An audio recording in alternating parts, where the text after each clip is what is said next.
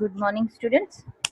In previous lecture of data structures, we have started our fourth chapter, that is string operations. Okay, we have seen the introduction of string, that is what is string, definition of string, how it can be represented in computer memory. Then we have seen the algorithm for finding length of a given string. Okay, I have also explained you the process of copying one string into another string. I have told you to write algorithm for it by your own. Okay, again going to explain this algorithm to all of you. Just to see carefully how a string can be copied into another string. Okay,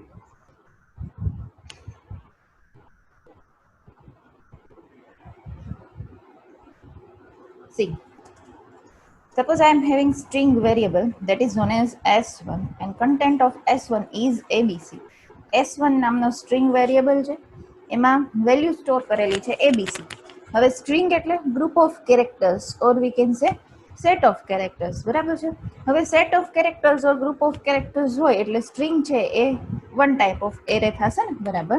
તો હવે આ abc છે એ s1 ના 3 elements છે. s1 of 0 equal to a, s1 of 2 1 equal to b, s1 of 2 equal to c. Is this clear to everyone? Yes or no?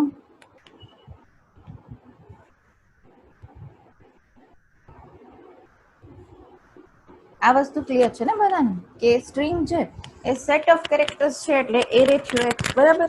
હવે string એટલે group of characters, તો one by one character કેવી રીતે represent થાય તો કે index થી, 0 થી સ્ટાર્ટ થશે ઇન્ડેક્સ, બરાબર છે. Okay good. ચલો હવે આ સ્ટ્રિંગને આપણે એક બીજી સ્ટ્રિંગ છે જે એમ્પ્ટી છે s2 એમાં કોપી કરવાનું છે, બરાબર છે. શું કરવાનું છે? s1 માંથી s2 માં કન્ટેન્ટ છે એ કોપી કરવાનો છે. હવે s1 છે વન ટાઈપ ઓફ એરે છે, બરાબર.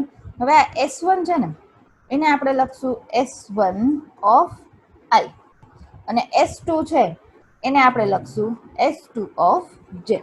ઓકે, s1 ઓફ i છે એમાંથી one by one character s2 of j માં મૂવ કરવાના છે, કોપી કરવાના છે, એટલે એવું થયું ને. એટલે આપણે આમ લખી શકીએ કે s2 of j equal to s1 of i. શું થશે આનાથી? s1 ઓફ i માંથી એક એક character one by one s2 of j માં કોપી થતા જશે. આ વસ્તુ સમજાણી પેલા બધાને? હા કે ના? Yes or no? ગુડ.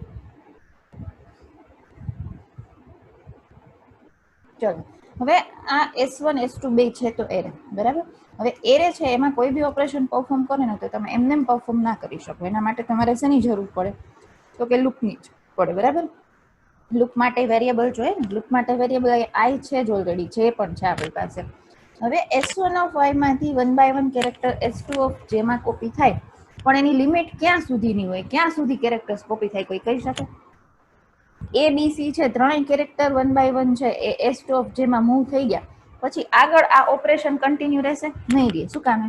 તો કે નલ આવશે એના પછી. એટલે ઇન શોર્ટ સ્ટ્રિંગમાં લાસ્ટ એલિમેન્ટ એટલે કે નલ ન આવે ત્યાં સુધી આ પ્રોસેસ છે એ કન્ટિન્યુ રહેશે. જેવું નલ આવે ત્યાંથી એ સ્ટોપ થઈ જાય. તો એના માટે આપણે શું કરવું પડે તો કે લૂપ મૂકવી પડે કે રિપીટ વાઇલ s1 માંથી s2 માં કોપી થાય છે. s2 તો ટોટલી એમ્પ્ટી જ હતી, તો s1 માં નલ ના આવે ત્યાં સુધી આ વસ્તુ પરફોર્મ થશે ને. Repeat while s1 not equal to null, ત્યાં સુધી શું થશે? s2 ઓફ j માં s1 ઓફ i છે એ કોપી થશે. આ કન્ડિશન બધાને સમજાણી? હા કે ના? રિપીટ વાઇલ વાળી કન્ડિશન બધાને ક્લિયર છે? યસ ઓર નો?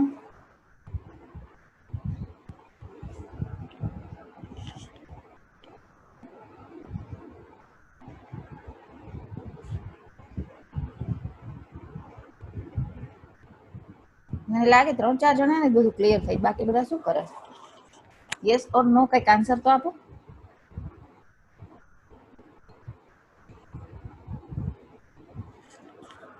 પછી છેલ્લે એવું ના થાય સિલેબસ પૂરો થઈ જાય ને તમારું બધું હવામાં જ રહી ગયું હોય.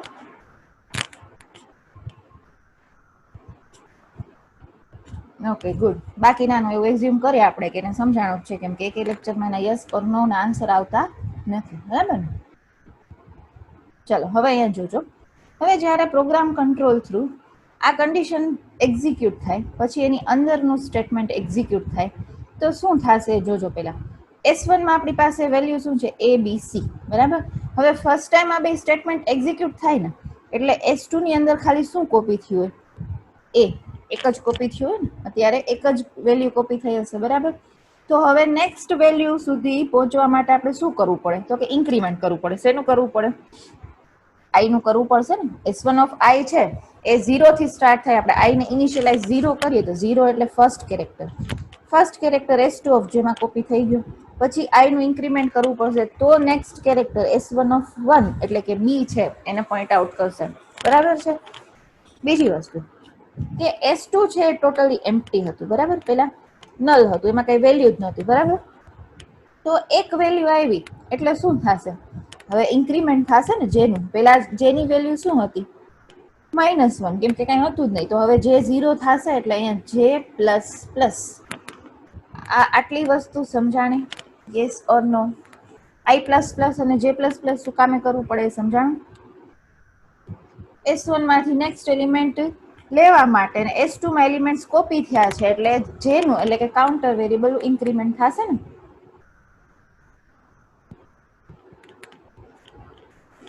Okay, good.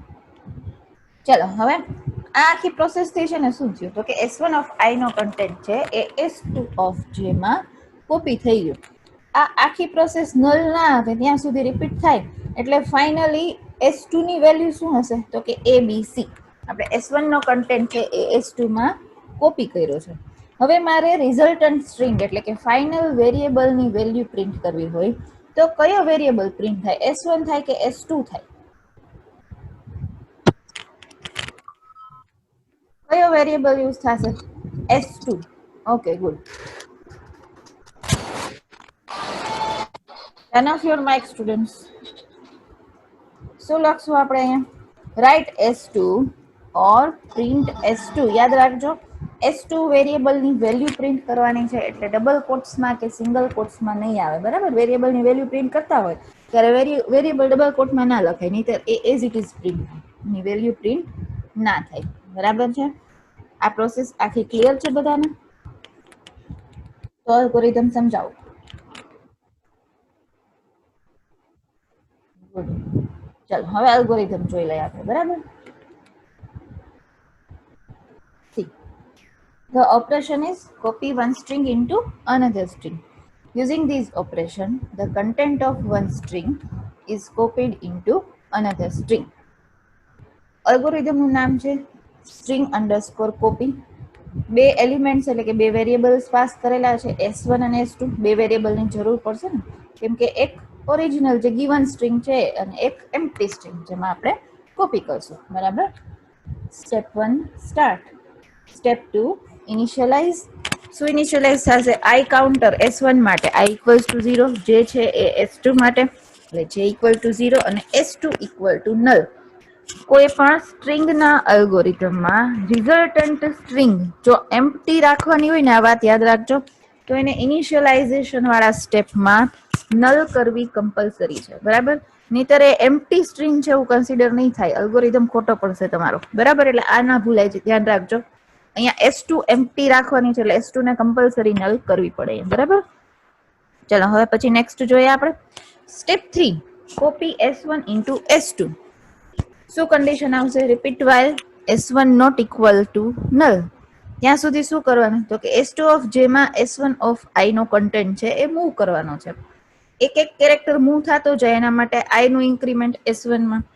જેમાં એક એક કેરેક્ટર એડ થાત S2 ઓફ જેમાં એક એક કેરેક્ટર એડ થતો જાય છે એટલે જેનું એક એક ઇન્ક્રીમેન્ટ થશે, બરાબર. નલ ના આવે ત્યાં સુધી પ્રોસેસ આખી પૂરી થાય એટલે S2 માં S1 નો કન્ટેન્ટ કોપી થઈ ગયો. હવે step 4 print the resultant string. Print S2 અને સ્ટેપ 5 સ્ટોપ. ક્લિયર અલ્ગોરિધમ બધાને? હા કે ના?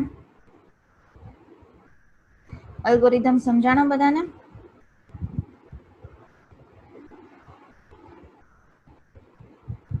ગુડ. ઘણા લોકોએ લખીને સબમિટ કરેલો હતો, સાચો જ હતો ઓલમોસ્ટ સ્ટુડન્ટ અલ્ગોરિધમ. ક્યાંક ક્યાંક થોડીક મિસ્ટેક હતી બટ તમને અલ્ગોરિધમ એટલીસ્ટ જાતે લખતા આવડે એ મેઇન વસ્તુ છે.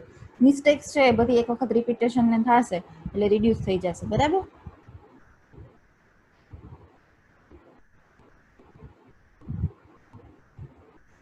Okay, good. Now we are going to see our next operation, concat to strings. બરાબર? કોન્કેટ નો મીનિંગ શું થશે?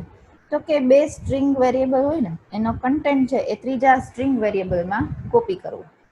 કેવી રીતે થાય સમજી લ્યો. પેલા કોન્કેટેશન ઓપરેશન છે એ કેવી રીતે પરફોર્મ થશે એ જોઈ લેજો.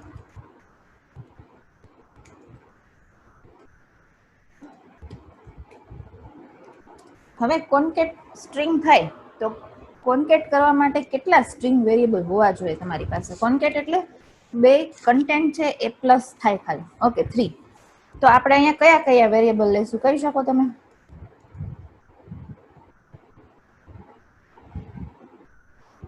S1, good. Then S2, very good. And resultant variable કે જેમાં તમે આન્સર સ્ટોર કરશો, that is S3. હવે કોન્કેટ ઓપરેશન છે ને કેવી રીતે વર્ક કરે જોજો. Suppose S1 equal to hello string આપેલી છે, S2 ઇક્વલ ટુ એવરીવન આવી સ્ટ્રિંગ આપેલી છે. તો હવે S1 અને S2 છે તમે પ્લસ કરો ને, સ્ટ્રિંગમાં ઓલવેઝ પ્લસ નો મિનિંગ થાય કોન્કેટિનેશન. કોન્કેટિનેશન એટલે બે કન્ટેન્ટ છે એડ થશે રિઝલ્ટન્ટ વેરિયેબલમાં. એટલે આપણું રિઝલ્ટન્ટ વેરિયેબલ છે S3. તો S3 ની વેલ્યુ શું થશે? Hello everyone. Okay, S1 plus S2 છે એ શેમાં સ્ટોર થશે? તો કે S3 માં. એટલે S3 ની વેલ્યુ શું થશે? Hello everyone. આને કહેવાય કોન્કેટિનેશન ઓપરેશન. બરાબર છે? તો આ 3 સ્ટ્રિંગ વેરિયેબલ લેશું આપણે અલ્ગોરિધમમાં. તેમાં એમ્પ્ટી વેરિયેબલ કયો આવશે? એમ્પ્ટી વેરિયેબલ કયો હશે સ્ટ્રિંગનો? S3. Okay, fine. S1 અને S2 છે એ ગિવન સ્ટ્રિંગ હશે. બરાબર? હવે આ આખું ઓપરેશન છે ને કોન્કેટિનેશનનું એ કેવી રીતે વર્ક કરે જોઈ લો. પહેલા સૌથી પહેલા તો સ્ટેપ 2 છે ને એમાં ઇનિશિયલાઇઝેશન થાય. એટલે I equal to 0, J equals to 0 અને S3 છે એના માટે હજી એક કાઉન્ટર એટલે K ઇક્વલ્સ ટુ 0. S3 ને એમ્પ્ટી રાખવાનું છે એટલે S3 ઇક્વલ ટુ નલ આવશે. બરાબર? આ પૂરું થઈ ગયું ઇનિશિયલાઇઝેશન. પછી શું થશે? હવે પેલા S1 નો કન્ટેન્ટ છે S3 માં કોપી થશે. તો S1 ને S3 માં કોપી કરવા માટે કન્ડિશન શું આવે કોઈ કહી શકે મને? S1 માંથી S3 માં કોપી થાય છે. S3 એમ્પ્ટી છે, S1 માં વેલ્યુ સ્ટોર કરેલી છે. તો આ કોપીની પ્રોસેસ ક્યાં સુધી રિપીટ થશે? કન્ડિશન શું આવે while ની અંદર કોઈ કહી શકે મને?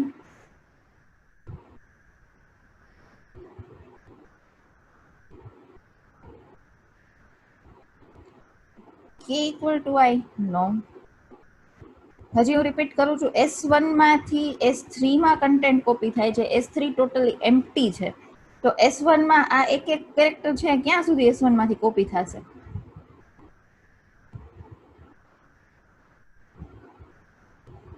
Okay, fine. S1 not equal to null. કેમ કે કોપી કરવાના છે કેરેક્ટર, તો નલ ન આવે ત્યાં સુધી કોપી થવા જોઈએ ને S1 ની અંદર. ગુડ. ત્યાં સુધી શું કરવાનું? તો કે S3 of K equal two S1 of I. બરાબર છે? હવે અહીંયા ઇન્ક્રીમેન્ટ કયા કયા કાઉન્ટર વેરિયેબલ નું થશે કોઈ કહી શકે? ઇન્ક્રીમેન્ટ થશે ને, કેમ કે અત્યારે તો ખાલી આ એક okay I and K. Very good.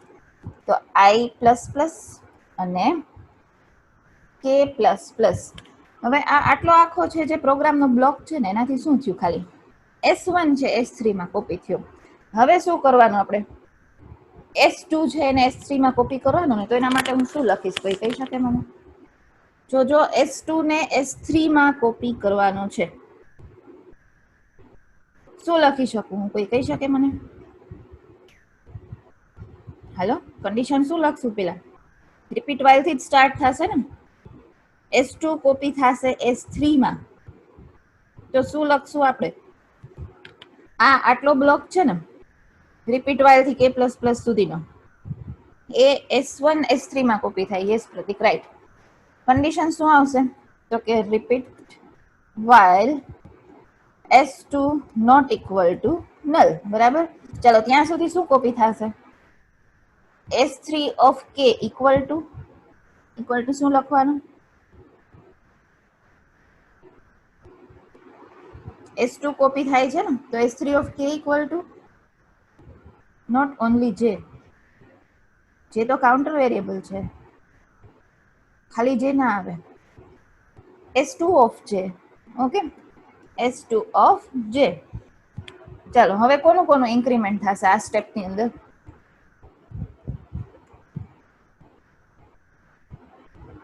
આટલું પરફોર્મ થાય પછી ઇન્ક્રીમેન્ટ કયા વેરિયેબલ થશે? K અને J. તો J plus plus and K plus plus.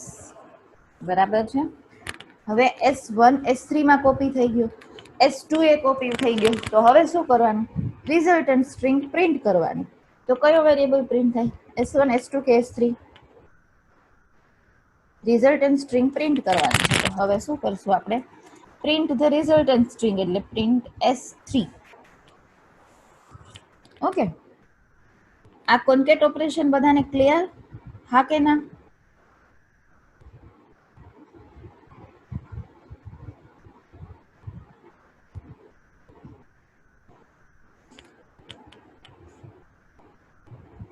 Good. Let's see the algorithm for concatenation. See here. Using these operation, content of two strings can be merged. એક્ઝામમાં algorithm સ્ટ્રિંગના ચેપ્ટરમાંથી પૂછાય એટલે આગળ આ description લખવાનું ભૂલાય નહીં. બરાબર, જે તે ઓપરેશન છે ને એનું ડિસ્ક્રિપ્શન લખવું ફરજિયાત છે. પછી અલ્ગોરિધમ સ્ટાર્ટ કરજો. સ્ટ્રિંગ કોન્કેટ અલ્ગોરિધમ છે કોન્કેટિનેશન, એટલે આપણે નામ આપ્યું સ્ટ્રિંગ અંડરસ્કોર કોન્કેટ. 3 સ્ટ્રિંગ પાસ કરી, S1 S2 S3. S1 given string, S2 given string, S3 resultant string, or we can say empty string. Okay, કાંઈ પણ કહી શકો તમે. Step 1 start. Step 2 initialize. પહેલા આ ત્રણેય વેરિયેબલ સ્ટ્રિંગ વેરિયેબલ માટે કાઉન્ટર ઇનિશિયલાઇઝ થશે, એટલે I equal 0, J equal 0, K equal 0. S3 છે એ empty string or resultant string છે, એટલે આપણે null સેટ કરશું. So S3 equal to null. હવેનું સ્ટેપ શું આવશે? પેલા S1 નો કન્ટેન્ટ છે S3 માં કોપી કરવાનો. સી, એવું કમ્પલસરી નથી તમે S1 જ પેલા S3 માં કોપી કરો, તમારે S2 કરવું હોય તો એ છૂટ છે. તો રિઝલ્ટન્ટ સ્ટ્રિંગ શું આવશે? Everyone hello. બરાબર છે, આ યાદ રાખજો. એવું કોઈ સિક્વન્સ નથી કે પેલા તમે S1 જ કોપી કરો, S2 કોપી કરી શકો, as per your requirement. Step 3, copy S1 into S3. Repeat while S1 not equal to null. આ કન્ડિશન છે એ ટ્રુ ન થાય ત્યાં સુધી શું કરવાનું છે? S3 of K equal to S1 of I plus plus K plus plus. Okay, same way step 4 માં S2 ને S3 માં કોપી કરવાનું છે. તો repeat while S2 not equal to null. આ કન્ડિશન છે ને તમને જો અલ્ગોરિધમ લખવા ટાઈમે યાદ ના આવે ને શું લખવું, તો એક વસ્તુ યાદ રાખજો કે જે સ્ટ્રિંગ છે એ મૂવ થતી હોય છે, તો જે મેઇન જે ગિવન સ્ટ્રિંગ છે એનો યુઝ થતો હોય ને, તો ગિવન સ્ટ્રિંગની જ અહીંયા કન્ડિશન લખાય. અહીંયા ગિવન સ્ટ્રિંગ S2 હતી તો એના માટે જ કન્ડિશન લખાય S2 not equal to null. Step 3 માં S1 ગિવન સ્ટ્રિંગ હતી એટલે S1 not equal to null. Okay, ચલો. S3 of K equal to S2 of J, J plus plus K plus plus.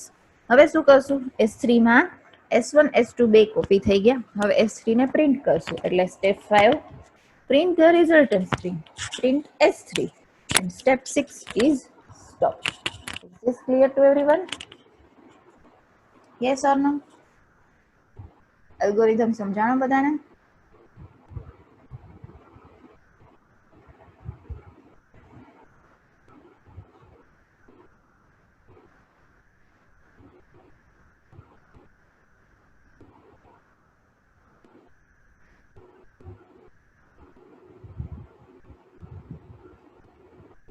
Okay, good.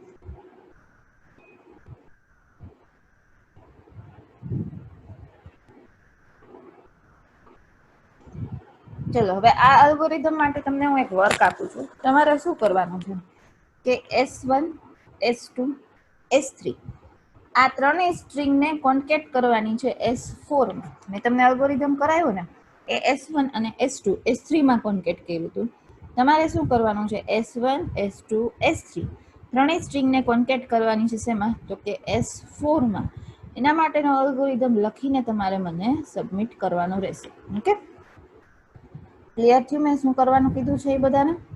Okay, ચલો moving to the next operation, that is reverse the given string. સાવ easy operation છે, reverse the given string. ચલો string reverse કરવી છે મારે.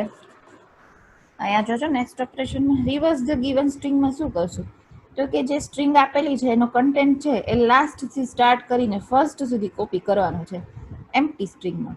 એટલે by default A reverse થઈ જાય ને, બરાબર ને? Yes or no?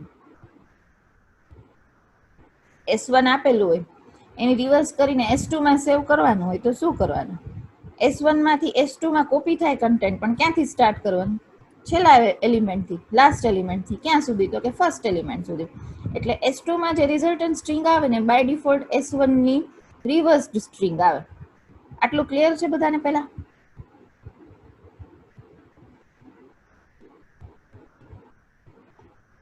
ઓકે, ચલો કેવી રીતે વર્ક કરે જોઈ લઈએ આપણે.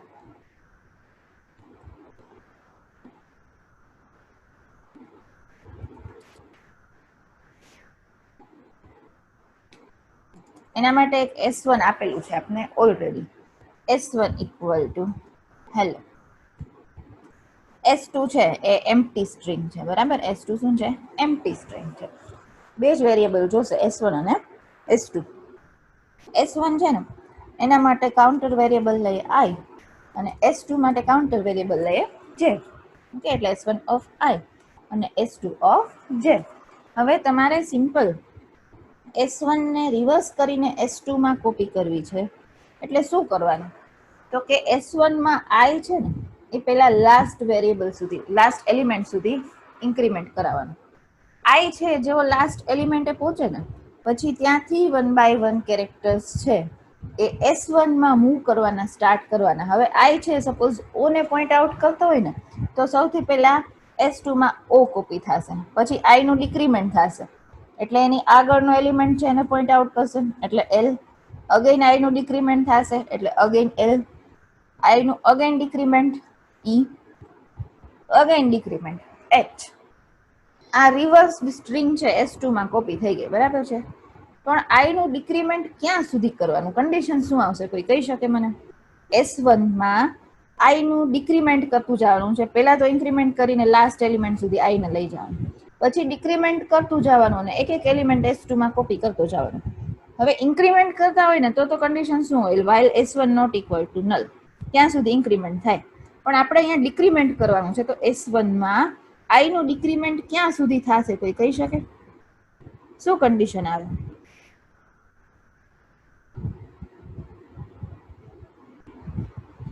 -1. ઓકે, બીજી ટર્મ્સમાં લખીએ તો કન્ડિશન -1 એટલે લેસ ધેન 0 થયું ને. તો આપણે એવું કહી શકીએ કે while S1 less than 0 or not equals to 0. હા કે ના?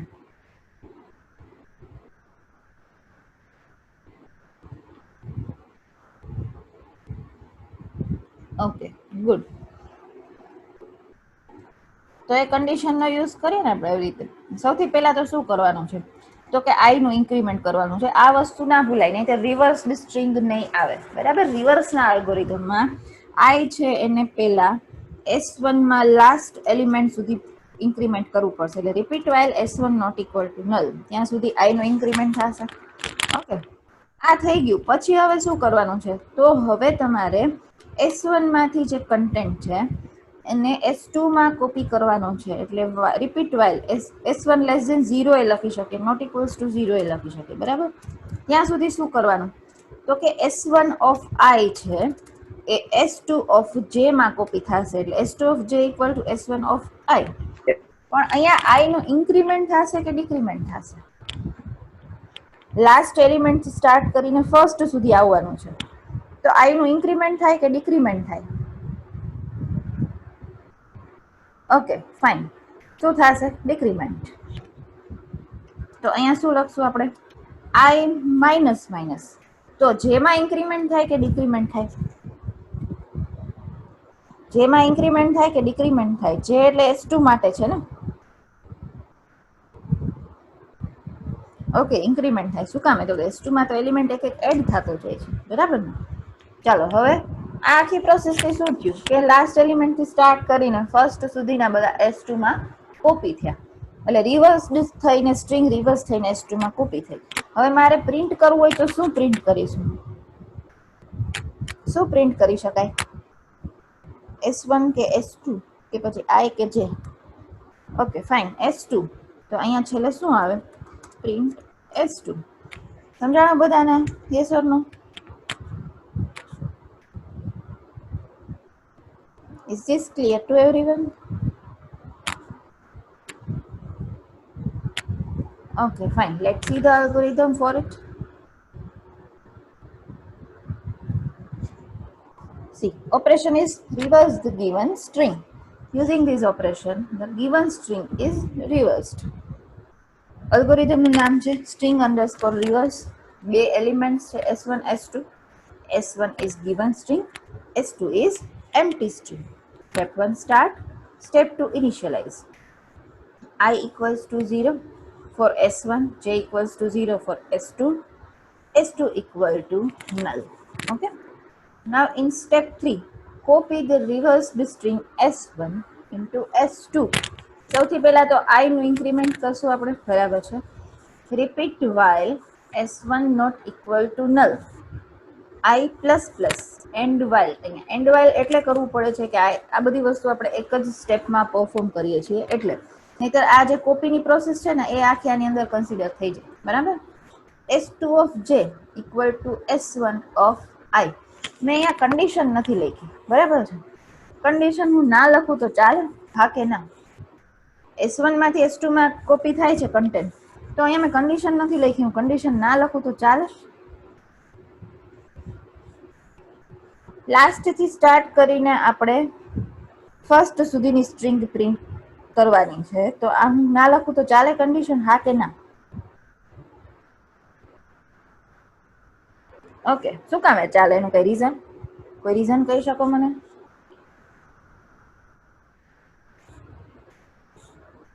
શું કામે ચાલે હું કન્ડિશન ના લખું તો?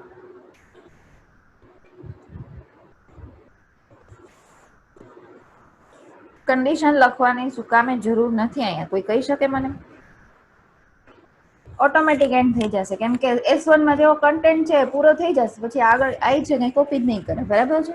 એટલે S2 of J equal to S1 of I minus minus J plus plus. Step 4, print the resultant string, print S2. Step 5, stop. આ અલ્ગોરિધમ બધાને ક્લિયર છે? Yes or no?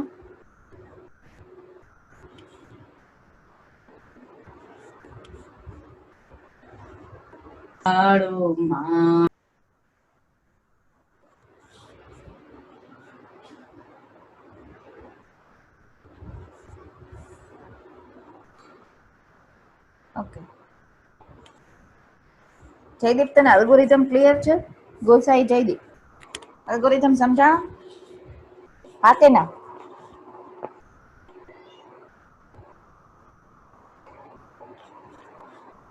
Where is Jaydeep?